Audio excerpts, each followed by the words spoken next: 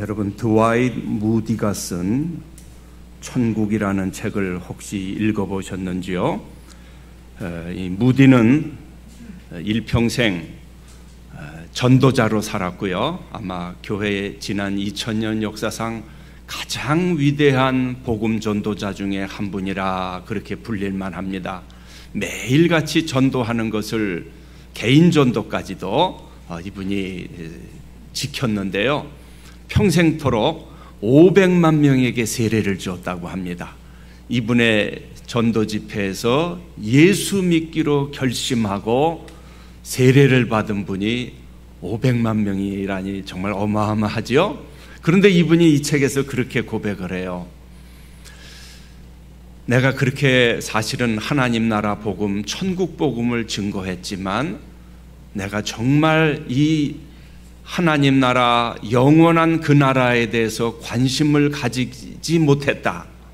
자녀를 무려 4명이나 잃고 나서야 성경에서 천국, 새하늘, 새 땅, 그 나라와 관계된 그 단어들이 눈에 들어오기 시작했다. 이렇게 솔직히 고백을 하시더라고요. 왜냐하면 당장 우리도 그렇잖아요. 눈앞에 해야 될 일이 너무 많아요.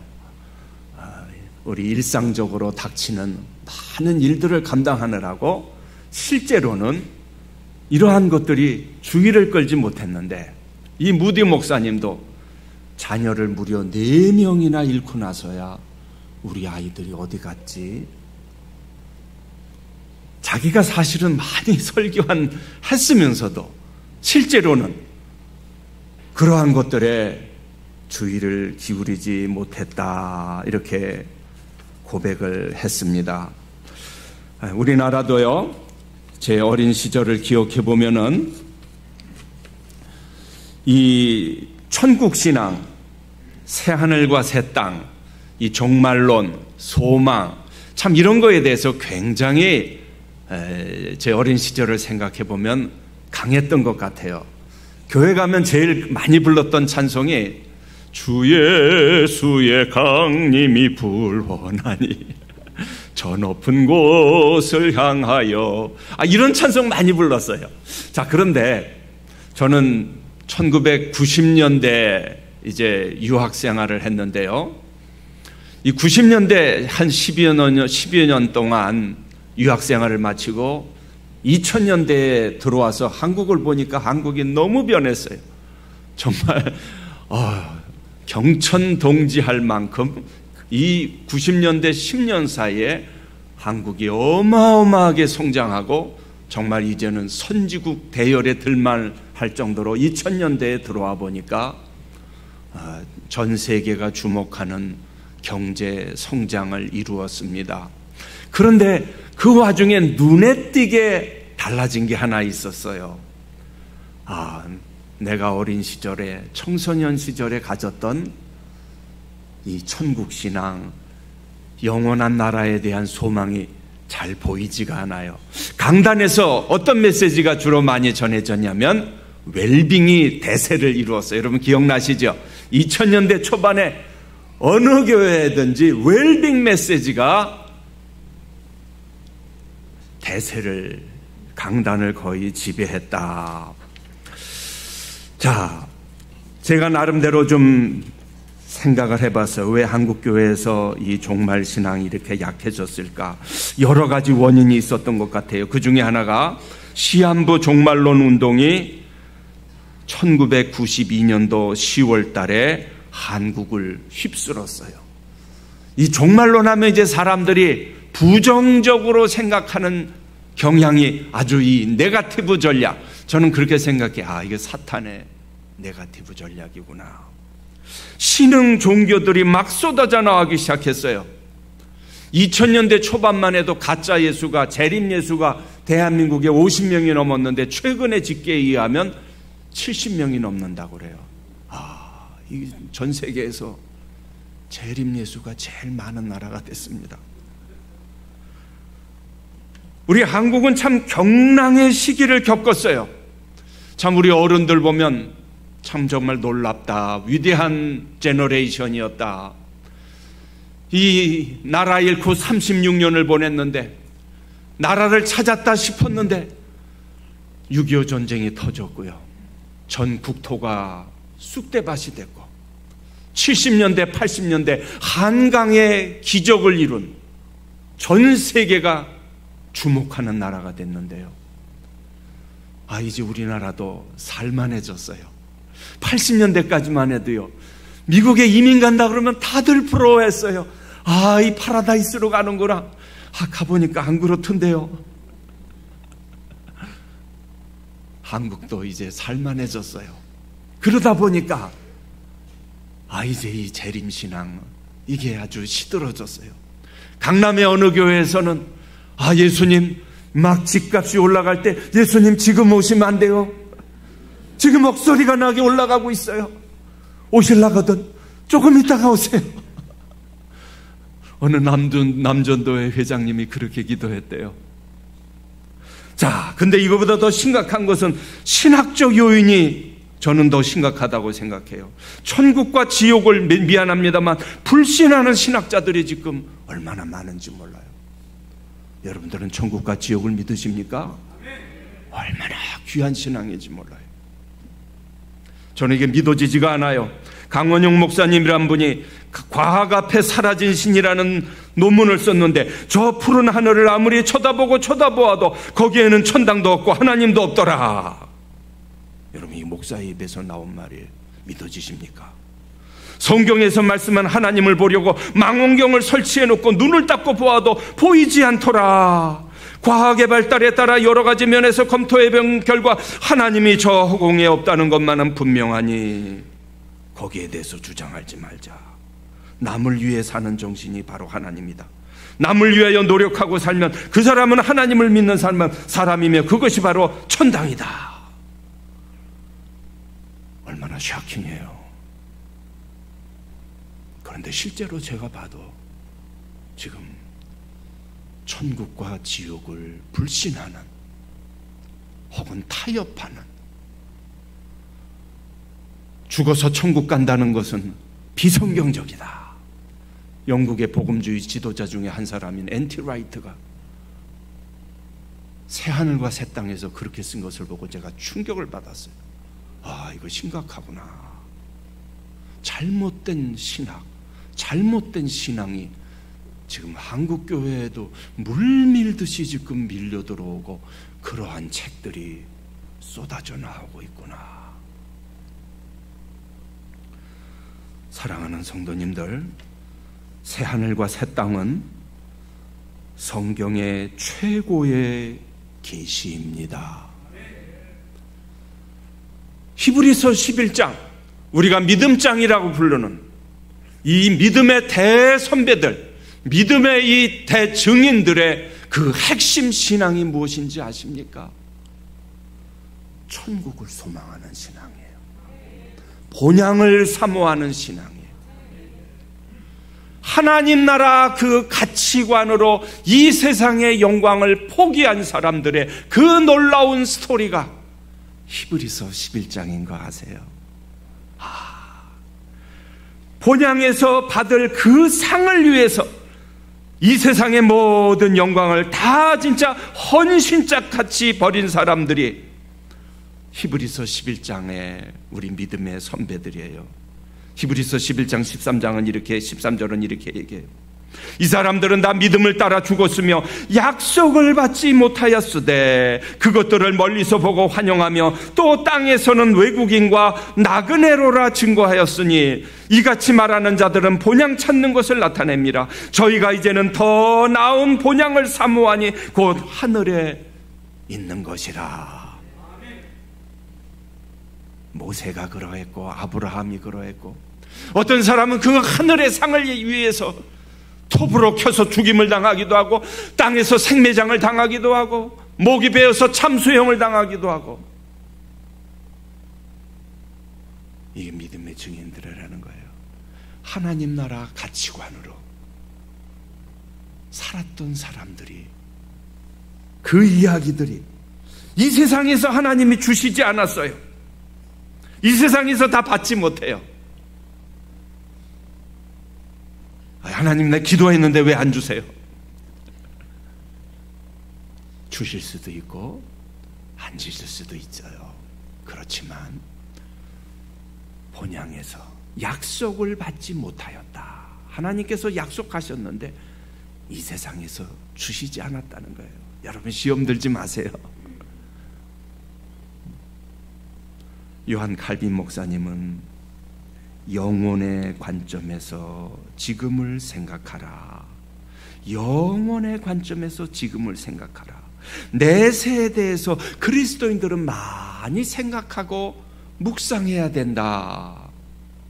내세에 대해서, 그 영원한 삶에 대해서 많이 묵상하고 생각해야 된다. 여러분, 새하늘과 새 땅이 있는 것을 믿으십니까? 여러분, 그 나라를 사모하십니까? 그 나라 가시기를 준비하고 계십니까? 우리 사랑누리교회, 사랑누리교회는 200점, 300점을 줘도 아깝잖아요.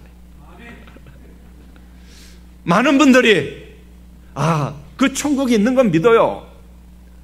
그 죽으면 가면 됐지 딴 게 뭐가 필요해요. 그래요. 자, 여러분, 만약 우리가 이민을 간다고 한번 생각해 보세요. 다른 나라로, 외국으로 이민을 가는데 어느 날 갑자기 짐 싸고 떠나시는 분이 계실까요? 아닐 거예요. 오래전부터 준비할 거예요. 거기 가면 뭐가 필요한지, 거기는 언어를 어떤 것을 쓰는지, 내가 가서 무엇을 하고 살지 준비하잖아요. 자, 여러분, 그렇다면 다른 것도 아니고 노후를 위해서도 일찍이부터 요새는 투자한다고 그러잖아요. 근데 영원한 삶을 위해서 여러분, 무엇을 투자하고 계세요? 무엇을 준비하고 계시냔 말이에요. 오늘 이 말씀을 여러분 잘 들으시길 바라요. 참, 이 칼빈이 기독교 강요에서 이야기한 내용들을 보면 저는 처음에는 아주 이해가 안 됐어요. 이렇게 얘기해요. 우리들은 이 지상 생활을 경멸하는데 익숙해져야 된다. 영생에 대한 열망을 가져야 된다. 우리는 마지막 끝을 볼 수 있어야 된다. 우리들의 마음이 현세에 대한 경멸로 가득 차게 되지 않는 한 우리들의 마음은 진지하게 영원을 갈망하고 동경하지 않게 될 것이다. 그리스도와 함께 만일 하늘나라가 우리들의 조국이라면 이 땅은 망명의 장소에 불과하다. 만일 이 세상을 떠나는 것이 참다운 생명 속으로 들어가는 것이라면 이 세상은 무덤에 불과한 것이 아닌가. 전 처음에 이게 이해가 되지 않았어요. 아니, 그러면 우리가 현세 도피적으로 살란 말이야? 아니, 현세를 무시하란 말이야? 그게 아니라는 거예요. 이 세상을 가리켜서 무덤이라 비유했어요. 우리는 잠시 망명생활을 하는 거다 그랬어요. 여러분, 옛 성현들도요, 아침 이슬 같다, 잠깐 꿈꾸는 것 같다, 인생을 70년, 80년 오래 산 분도, 사신 분들도 지나놓고 생각해 보니까 아침 이슬 같다. 이 세상의 영광도 다 지나간다는 거예요. 자, 여러분, 새하늘과 새 땅은 어떤 곳일까요? 여러분, 궁금증이 많으시죠? 근데 참 성경이 생각보다 우리에게 많이 이야기하지 않아요. 좀 길게 좀 많이 얘기해 주셨으면 좋을 텐데 성경이 왜 이렇게 많이 이야기하지 않을까? 물론 우리 주님께서 천국 비유를 참 많이 들으셨어요. 천국은 이와 같으니 이와 같으니 이와 같으니. 우리가 참 귀를 기울여야 될 필요성이 있습니다. 자, 이 요한계시록에 보면 21장, 22장에 이 영원한 천국에 대해서 세 가지로 이야기하고 있어요. 첫 번째는 새 하늘과 새 땅이다. 두 번째는 새 예루살렘이다 이야기하고 있고요. 마지막으로 영원한 에덴, 완성된 에덴, 새 에덴이라 이렇게 얘기하고 있어요. 이 지상에 여러분, 아마도 영원한 천국, 그 나라를 가장 닮았던 그러한 아마 장소가 있었다면 아마 에덴 동산이 아닐까 싶어요. 그런데 이 천국은 에덴 동산을 능가해요. 에덴 동산으로의 복귀 정도가 아니라 에덴 동산을 능가해요. 자, 왜 이 새하늘과 새 땅에 대해서 이렇게 많이 이야기하지 않을까? 우리가 궁금증이 있는데, 자, 여러분, 우리 고린도 후서 12장을 한번 보십시다. 우리가 궁금하잖아요. 거기 가면 뭘 먹고 살아요? 거기 가면 뭐 하고 살아요? 우리 예수 믿지 않는 친구들에게 전도하면 그렇게 얘기하는 걸 옛날에 들었어요. 거기 가면 재미없을 것 같아. 거기 가면 화투도 못 치고 소주도 못 마시고 내가 좋아하는 소주도 못 마시고 그럼 뭘 하고 살아? 재미없게. 자, 고린도후서 12장 보세요, 여러분. 사실 이 천국에 대해서 많은 비유들이 사용되고 있어요. 낙원이다, 삼층천이다. 자, 여러분, 이제부터는 우리 사랑하는 사랑누리교회 성도님들, 여러분이 정말 천국을 믿으신다면 이 천국에 대해서 두아이 무디 목사님이 얘기하신 대로 이제는 좀 눈에 불을 켜고 이런 단어들이 나타났을 때 이게 영원한 우리의 현실이라면 눈앞에 보이는 현실보다 이거 더 귀한 거잖아요. 그렇죠? 자, 왜 이렇게 많이 얘기하지 않았을까? 이 12장 4절이 저는 참 이 아주 중요한 힌트를 준다고 생각해요. 같이 한번 읽어볼까요? 그가 낙원으로 이끌려가서 말로 표현할 수 없는 말을 들었으니 사람이 가히 이르지 못할 말이로다. 자, 여러분, 사도 바울도 사도 요한과 마찬가지로 하늘나라의 영광을 본 사람입니다. 그런데 사도 바울이 지금 뭐라고 얘기하냐면 내가 이런 것들 자랑하지 않겠다 그랬어요. 이 남들이 못 보는 어마어마한 지금 영적인 체험을 했는데 내가 이거 자랑하지 않겠다. 그러면서 뭐라고 짤막하게 얘기했냐면 말로 표현할 수 없다. 사람이 가히 이르지 못한다 그랬어요. 형용할 수가 없다는 말이에요. 인간의 언어로는 그 나라의 영광을 도저히 표현할래야 표현할 말이 없다는 거예요. 와, 도대체 무엇인데 그럴까? 여러분, 인간의 언어라는 게 얼마나 한계가 있는지 모르겠어요.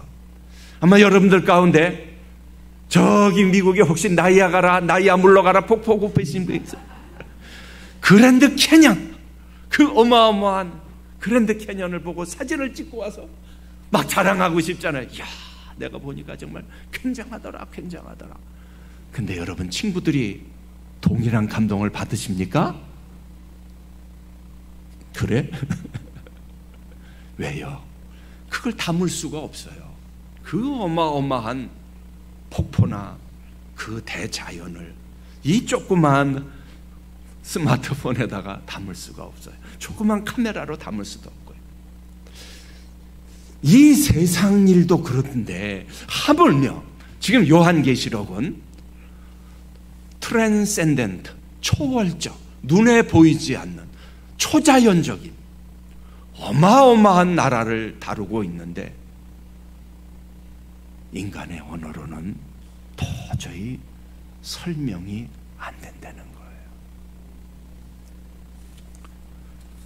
저는 그렇게 생각해요. 왜 이렇게 많이 안 주셨을까 궁금한데. 자, 여러분 이제 이 말씀을 들어보세요. 그렇겠구나. 이 21장 1절 보면 같이 한번 다시 읽어보십시다. 또 내가 새 하늘과 새 땅을 보니 처음 하늘과 처음 땅이 없어졌고 바다도 다시 있지 않더라. 자, 여기 사도 요한이 이 새 하늘과 새 땅, 영원한 나라에 대해서 설명하는데요, 우리가 잊지 말아야 될 게 하나 있어요. 굉장히 신학적으로 진술한다는 게 있어요. 아, 이게 어마어마한 신학이 여기 담겨 있구나. 그냥 좋더라 이런 게 아니에요. 이 하나님 나라에 대해서 설명하는데 이 밑바닥에 성경 전체가 다 따라와요. 신약과 구약의 이 클라이맥스다. 무슨 얘기냐면 하나님의 성전이 완성되는 모습으로 기술을 해요. 자, 이거 제가 다 설명을 못하는데 그냥 들어보세요. 아, 언약 신학의 완성이라는 생각이 들어요. 내가 아버지고 너희는 그의 백성이다. 이 신구약 전체를 흘러가는 어마어마한 언약의 완성이 지금 여기 기록되어 있어요. 하나님 백성의 자녀됨의 완성이 여기 기록되어 있어요. 지금은 우리가 하나님의 자녀이고 완성된 모습을 보여주지 못하면 그때가 되면 하나님의 아들됨, 하나님의 자녀됨의 완성된 모습을 보여줘요. 아, 지금의 교회는 이 지상의 어떤 교회도 완벽한 교회가 없어요. 흠이 많아요. 부족해요. 근데 여기 나타난 모습은 교회의 완성된 모습을 보여줘요.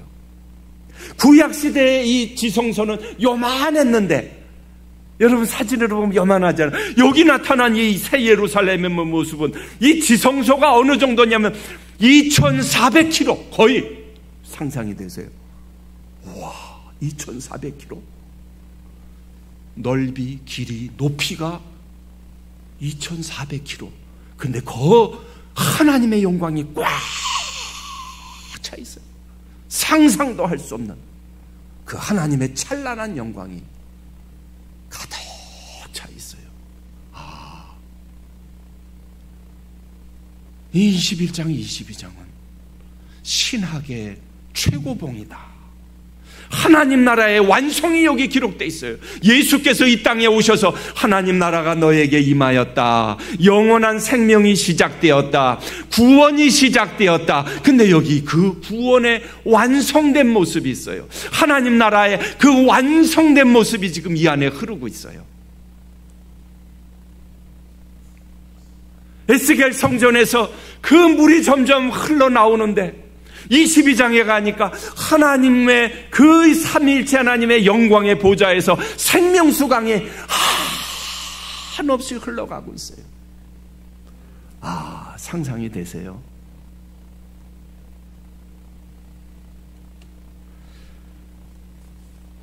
처음 하늘과 처음 땅이 사라졌다. 바다도 다시 있지 않더라. 처음 하늘과 처음 땅이 사라졌다. 사랑하는 여러분들, 지금의 우리가 보는 이 땅, 우리가 서 있는 이 땅, 우리가 보는 저 하늘 다 사라진다는 거예요. 우리가 상상할 수도 없는 어마어마한 변화가 일어난다는 거예요. 저는 신학자들이 이것이 갱신이냐 소멸이냐 연속성이냐 비연속성이냐 막 논의하는 내용들을 봤어요. 근데 고개가 갸웃거려져요. 우리가 상상할 수도 없는 변화. 그 도식이 이 말씀을 다 설명할 수 없겠다. 왜? 우리가 아직 그 세계를 경험해보지 못했기 때문에 그래요.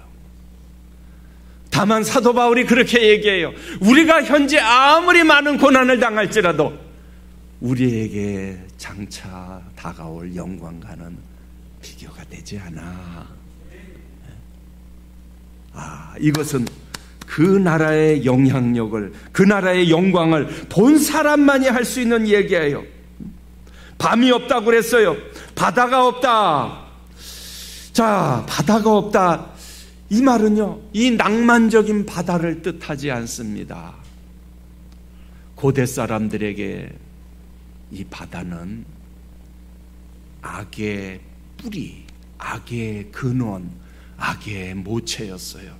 다니엘서에서도 그랬고 요한계시록 13장에도 그래서 이 적그리스도적인 하나님의 백성을 핍박하는 이 거대한 제국이 어디서 올라오냐? 바다에서 올라온다 그랬어요. 혼돈의 세계요, 스월의 세계요, 웅덩이의 세계요, 모든 악의 이 근원이 다 사라졌어요.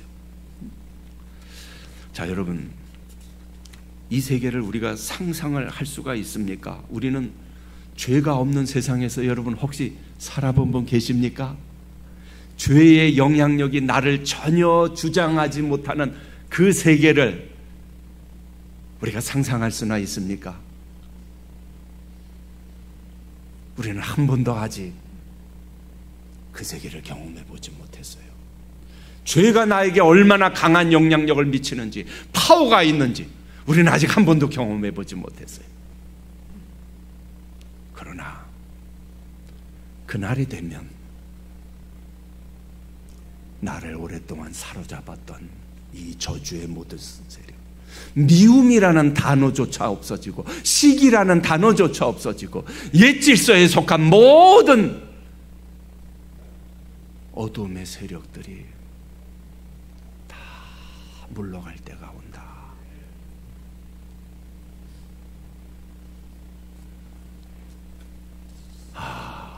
저는 정말 기대가 돼요. 우리 주님 오실 날 그때가 되면 하늘, 땅, 이 어둠의 옛 질서에 속한 흑암의 세력들이 언제인가 싶을 정도로 싹 다 물러갈 때, 이야, 그때의 그 자유함, 그 해방감, 그 기쁨이 얼마나 굉장할까. 새하늘과 새 땅은 어떤 곳입니까? 이 시간에 우리 다 이 말씀을 나누지 못하겠지만 아주 중요한 핵심 말씀만 몇 가지 보겠습니다. 3절을 보십시다. 22장 3절을 보십시다. 22장 3절. 우리 다 같이 한번 읽어보겠습니다. 다시 저주가 없으며 하나님과 그 어린 양의 보좌가 그 가운데에 있으리니 그의 종들이 그를 섬기며, 거기까지 보십시다. 이 에덴 동산의 모습으로 지금 나타나는데, 이 22장 1절부터 5절까지 6절에 제가 아까 그렇게 말씀드렸죠. 이 지상에 있었던 정말 그 영원한 나라를 제일 많이 다룬 그 정말 동산이 있었다면 에덴 동산이에요. 이 에덴 동산 시절을 회고해 보면요, 인간의 두뇌도 얼마나 우수했는지 몰라요. 이 아담과 하와가 모든 짐승들의 이름을 다 지어줬어요. 너 일로 와, 사자 일로 와. 너 이름 앞으로 사자야. 유 하면서 그냥 따라와서 사람 앞에서 굴복했을 거예요. 응 하는 이 호랑이도 일로 와, 내 이름은 앞으로 호랑이야. 여우 이름도 지어줬을 것이고, 이 인간의 창작력, 두뇌력, 이게 그냥 얼마나 우수했을까. 전 그런 생각을 해봐요. 우리 과학자들도 그런 얘기 하잖아요. 우리 인간이 지금 두뇌의 5%, 10%도 못 쓴다고 그러잖아요. 그렇구나. 이게 다 인간의 이 범죄의 그 결과인데, 인간의 범죄로 자연이 훼손을 당했어요. 가시와 엉겅치를 내게 됐어요. 이 새로운 나라가 되면은 하나님의 통치가 완성되는 나라예요. 이 에덴 동산의 특징이 뭐냐면 하나님과 어린 양의 보좌가 그 가운데에 있는 나라예요. 여러분, 하나님 나라의 핵심 개념이 뭐예요? 하나님이 통치하신다. 그렇죠? 하나님의 백성, 또 하나님이 다스리시는 영역, 이 세 가지가 하나님 나라의 핵심 요소인데, 예수님께서 오셔서 이 하나님 나라를 시작하셨어요. 복음서에 보면 제일 많이 나오는 단어 중에 하나가 하나님 나라예요. 그런데 하나님 나라가 시작됐는데 아직 완성되지 않았어요. 그래서 예수님께서 주기도에서 가르쳐 주신 기도가 바로 하나님 나라의 완성을 위해서 기도해 주신 거예요. 하늘에서와 같이 땅에서도 이루어지이다. 이게 핵심이에요. 이 영원한 하나님 나라에서 이루어진 것 같이 이 땅에서도 예수님 재림하실 때 하나님의 나라가 완성되게 하소서, 하나님의 뜻이 지배하게 하소서. 여러분, 누가 왕이 되느냐가 얼마나 중요합니까?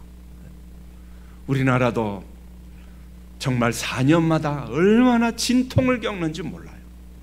왜? 통치자가 중요하기 때문에 그래요. 이 로마 시대의 이 통치자들을 보면은 정말 절대 권력을 가졌던 시대인데, 이 왕들의 그 역사를 보면요, 제정신 가진 놈이 잘 없어요. 이 아우구스투스 황제 그래도 조금 나요. 이 이태리에, 거기가 어디죠? 까뿌리에 간 적이 있는데, 한 번은요, 우리 여기 이태리에서 살다 오신 분이 계시니까 제가 말 조심을 해야 되겠어요.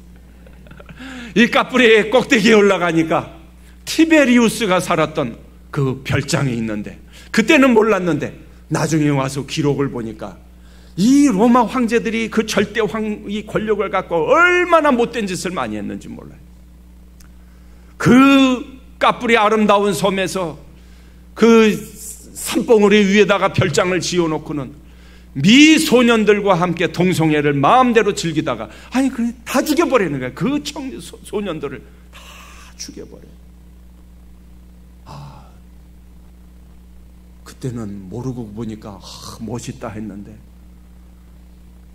그 미소년들이 탈출해서 도망가려고 그러다가 절벽에 떨어져서 여기저기서 죽고 비참하게 인생을 마감한 그 정말 악의 장소가 까뿌리였더라고요. 그런데 여러분, 우리 하나님의 통치는 선하신 하나님이십니다. 인자하신 하나님이십니다. 선하신 하나님의 통치가 완성되었다는 것은 다시는 악이 들어오지 못한다는 것입니다. 이것은 요한계시록에서 가장 중요한 주제입니다. 그렇기 때문에 다시 저주가 없으며 눈물이 없고 아픔이 없고 고통이 없고 슬픔이 없고 어둠의 모든 권세들이 우리들을 더 이상 주장하지 못한다. 하나님의 선하신 통치가 마지막에는 궁극적으로는 완성된다. 그 하나님의 얼굴을 마주보게 될 것이다. 지금은 우리가 하나님을 아는 것이 부분적이고 완전하지 못하지만 그때가 되면 얼굴과 얼굴을 대하여 볼 것이요, 하나님을 아는 지식이 온 우주를 다 휩쓸게 될 것이에요. 물과 같이, 강과 같이, 바다와 같이 그렇게 될 것이다. 새하늘과 새 땅은 어떤 곳입니까?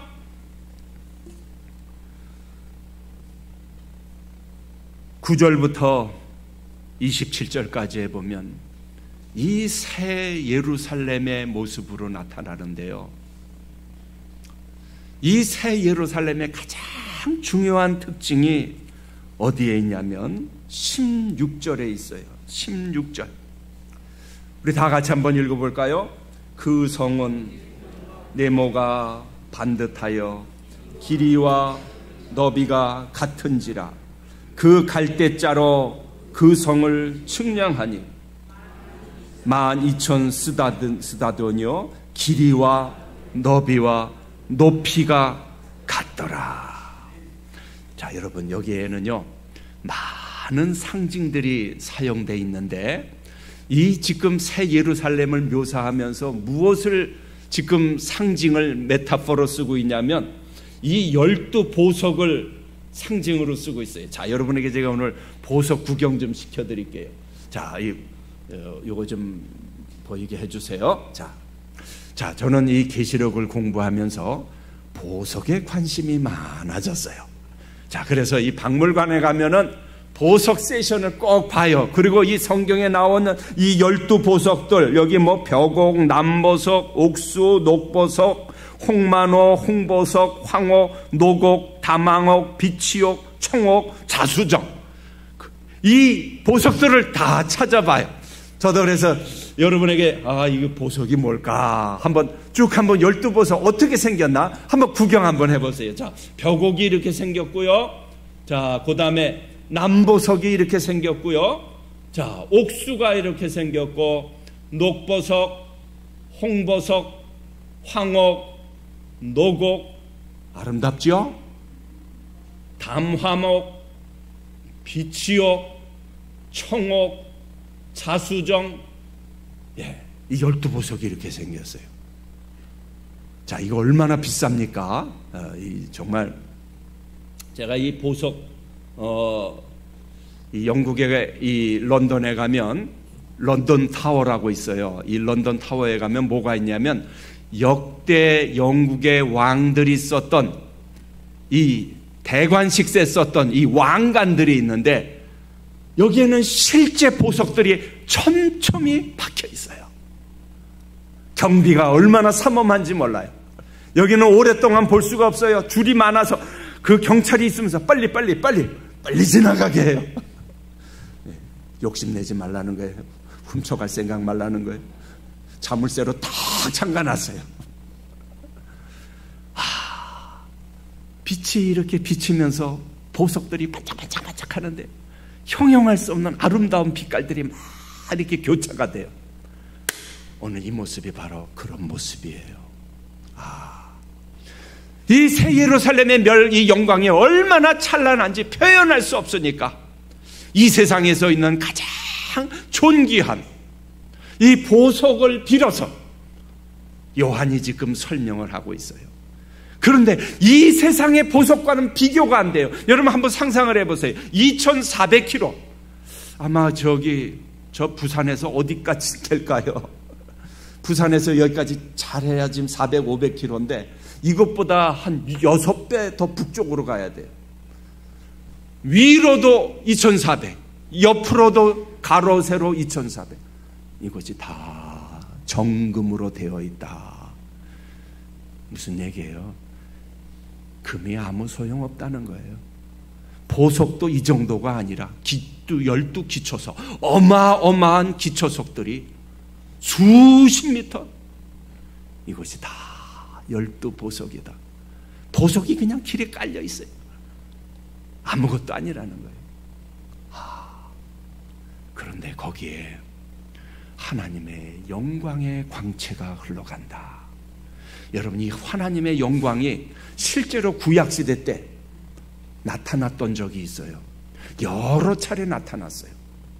이게 눈에 가시적으로 하나님의 그 영광의 찬란함이 가시적으로 나타났어요. 언제? 이사야가 성전에서 기도할 때 나타났어요. 솔로몬 성전에서도 성전 봉헌식을 할 때 하나님의 영광이 성전에 가득 찼다 그랬어요. 시내산에서 모세가 십계명을 받을 때 하나님의 영광의 광채가 드러났어요. 그때는 부분적으로, 지역적으로 하나님의 임재하심이 구약시대의 이 성소, 그 가운데서도 지성소, 조그만 그 지성소에 가득 찼어요.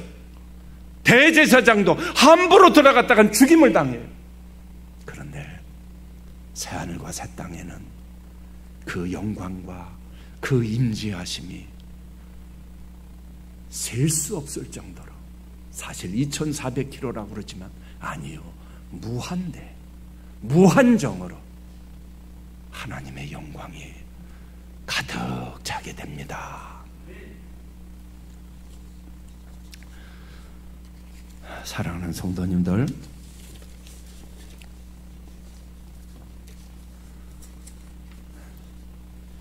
저는요, 저희 아버님이 1968년도 12월 24일인데요 그때 병상에서 한 2주가량 혼수 상태에 빠지셨어요. 그리고 12월 24일 크리스마스 이브 때 잠시 깨어나셨는데, 그때 저희 어머니와 교회 장로님 몇 분이 같이 계셨는데 그 장면을 목격했다고 들었습니다. 아버님이 의식이 깨어나시면서 뭔가를 찾으시대요. 예수님, 왜 저를 만나주지 않으십니까? 하면서 막 주님 만나기를 간절히 기도하시더래요. 그러시다가 이윽고 얼굴이 환해지시면서 그 영광의 나라를 보셨나 봐요. 저는 이 믿음의 이 선배님들 중에 정말 임종전에 하늘문이 열리고 정말 천사들이 그 영광 가운데 데려온다는 그 간증을 들은 경험이 참 여럿 있어요. 아마 우리 아버님이 그러셨던 것 같아요. 그 나라의 영광을 보시면서 그냥 황홀해 갖고 어찌할 줄을 모르시더래요. 그러시면서 하나님, 여기서 영원히 살고 싶습니다. 주님과 함께 영원히 살고 싶습니다. 저 세상에 제발 내려가지 않게 해주세요. 그러시더라는 거예요. 어머님이 나중에 그 얘기를 하시는 거예요. 야, 그때 진짜 서운하더라. 아니, 천국 아무리 좋다고 세상에 안 가겠다고 막 아버지한테 떼를 쓰시더라, 네 아버지가. 그러시면서 깨어나셨대요. 그러시면서 어머니가 어머니한테 그러시더래요. 아무래도 오늘 밤 넘기기 힘들지 모른다고. 아니, 애들을 어떡하라고 그냥 가시면 어떡해요? 그러니까 하늘나라의 영광을 보았는데 뭐가 두렵겠어요? 걱정 말아요. 걱정 말아요. 하나님이 다 길러주실 거래요.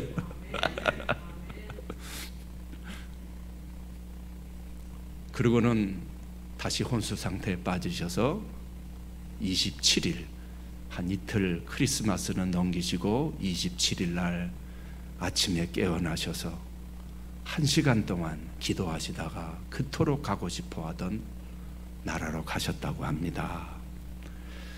사랑하는 여러분, 저는 종종 지금은 그 아버님이 보셨던 그 영광의 나라를 많이 묵상해요.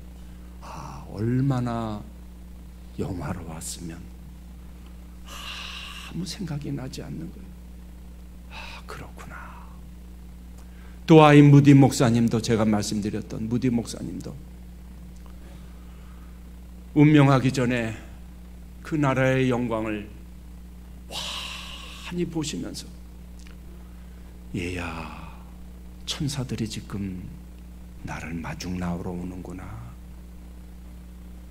그 아들이 놀래갖고, 아버지 뭐 잘못 보시는 거 아니에요? 아들이 믿음이 없었는지 좀 시원찮았나 봐요. 아니야, 지금 내 눈에는 그 나라의 영광이 보여. 천국 문이 활짝 열렸어. 사랑하는 여러분들, 이 새 하늘과 새 땅, 새 예루살렘, 새 에덴, 영원한 나라 실제합니다. 우리가 믿든지 아니 믿는다고 없고 그거에 관계가 없습니다. 예수님께서 그래서 이렇게 말씀하셨어요. 밭에 감추인 천국은 이와 같으니 보화를 발견한 자는 자기의 모든 소유를 다 팔아 그 밭을 산다. 너희는 먼저 그의 나라와 그의 의를 구하라. 하나님의 나라와 하나님의 의를 구하라. 여러분의 인생을 어디에 투자하시렵니까? 여러분 무엇을 쫓아서 지금까지 살아오셨습니까? 여러분의 이 가치, 킹덤 퍼스펙티브, 하나님 나라의 관점, 하나님 나라의 밸류를 가지시기를 바랍니다. 도아인 무디가 1871년도인가요? 시카고에 어마어마한 화재가 일어났어요. 수십만의 사람들이 집을 다 잃어버렸어요. 3일 동안 이 시카고 전체가 어마어마한 화재로 많은 사람이 죽고 이재민이 생기고 교회도 불타고 다 불탔다고 그래요. 그때 무디 목사님이 유명한 말씀을 남기셨어요. 우리 재산을 다 잃어버렸지만 우리에게는 아직 많은 것이 남아 있습니다. 우리에게는 아직 새하늘과 새 땅이 남아 있습니다. 이 지구가 다 불타 없어진다 하여도 영원히 불타지 않는 나라가 우리에게는 있습니다. 이 세상의 소망이 다 끊어진 것 같아도 우리에게는 영원한 나라가 있습니다. 몇 주 전에요, 이 양평에 어마어마한 비가 쏟아졌는데요, 제가 아는 가까운 중국의 선교사님으로 30여 년 동안 활동하신 그 선교사님의 집이 쓸려 내려갔대요. 사모님이 잘못하면 생명을 잃을 뻔할 정도로 그 위험한 일이었는데요, 제가 직접 한번 가서 말만 듣고 가서 봤어요. 도대체 어느 정도로 비가 왔길래 집이 쓸려 내려갔을까. 보니까 옆에 산이 있는데 산사태가 나갔고 토사물이 쏟아져 갔고 한 5채 6채 그 가까웠던 집들이 다 쓸려갔어요. 이건 수리할 정도가 아니라 집이 반이 절단이 났고 들어갈 수가 없고, 음악을 좋아하시는 분인데 CD 수만 장이 다 물에 잠겼고 땅속에 잠기고 오디오 시스템까지 다 날아가 버렸어요. 얼마나 마음이 아픈지 몰라요. 근데 그분이 이런 말을 하더라고요. 얼마나 절망적인 상황이에요. 하나님께서 마음에 그런 말씀을 하시는 것 같아요. 너 내게 올 때 아무것도 못 가져와. 내게 올 때 아무것도 못 가져와. 버리는 연습을 시키신대요. 사랑하는 여러분, 여러분의 마음이 지금 어디에 있습니까? 저는 이 계시록 21장 또 계시록의 이 하나님 나라, 영원한 나라를 묵상하고, 아까 그랬죠, 칼빈 목사님, 그 영원한 삶에 대해서 묵상을 하라고, 준비를 하라고 열해 동안 그렇게 해왔어요. 그러니까 제 자신이 변화되는 걸 느껴요. 제 마음이 점점 그 나라로 가까이 가요. 주님이 나를 이제 언제 부르시든지 마음의 준비가 되져요. 얼마 전에 제 사랑하는 동생을, 저는 막내 동생을 먼저 보냈어요. 제 주위에 이제 친구들 가운데도 하나둘씩 떠나가는 사람들이 점점 많아져요. 여러분, 하나님 나라에 소망을 두세요. 그러면요, 마음에 여유가 생겨요. 정말 두려운 게 점점 없어지더라고요. 부러운 게 점점 없어져요. 더 많이 베푸세요. 더 많이 나누어 주세요. 이소연 씨도 지구 밖에 우주에 가서 어마어마한 우주의 세계를 보고, 내가 왜 그동안 이렇게 아둥바둥 살아왔나. 여러분, 우리는 그 정도가 아니에요. 여러분, 이 지구가 얼마나 아름답습니까? 하나님께서 이 첫 창조를 하실 때 이 우주도 얼마나 아름답게 하셨어요. 지금 물론 죄로 말미암아 많이 훼손을 당했지만 여전히 이 우주가 얼마나 아름다워요. 밤하늘의 별들을 보세요. 요새는 잘 보이지도 않죠. 저 어렸을 땐 진짜 많이 보였어요. 별이 쏟아지는 해변으로 안 가도, 동네 앞에 그냥 멍석 깔고 누워도 별이 막 쏟아졌어요. 이 첫 세상도 이렇게 아름답게 창조하신 하나님이 저와 여러분들이 영원히 살게 될 그 영원한 나라 얼마나 아름답게 만드셨겠습니까? 여러분은 하나님의 백성들입니다. 하나님의 백성답게 사시기를 바라요. 기도하겠습니다.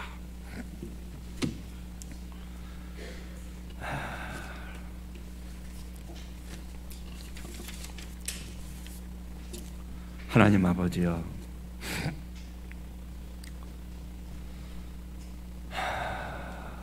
우리는 이 영원한 나라를 너무나 쉽게 망각하고 삽니다. 때로는 이 현실의 삶에 치우쳐서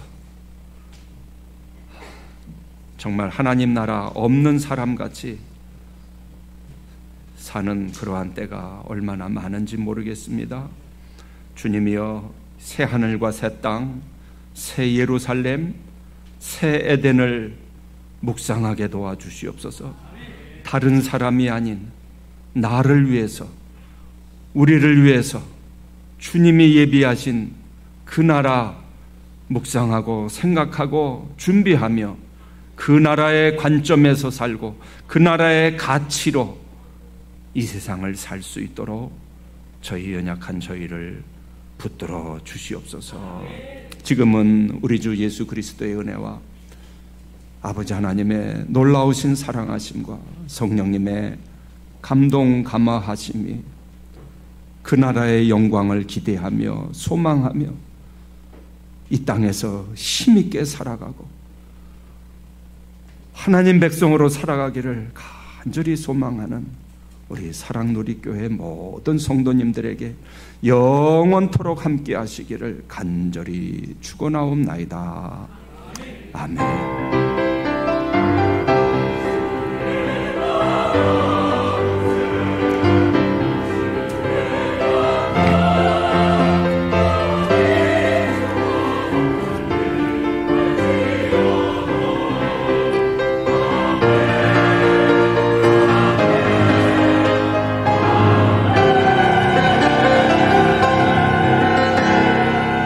아멘. 우리 다 같이 일어나셔서 주님 말씀하시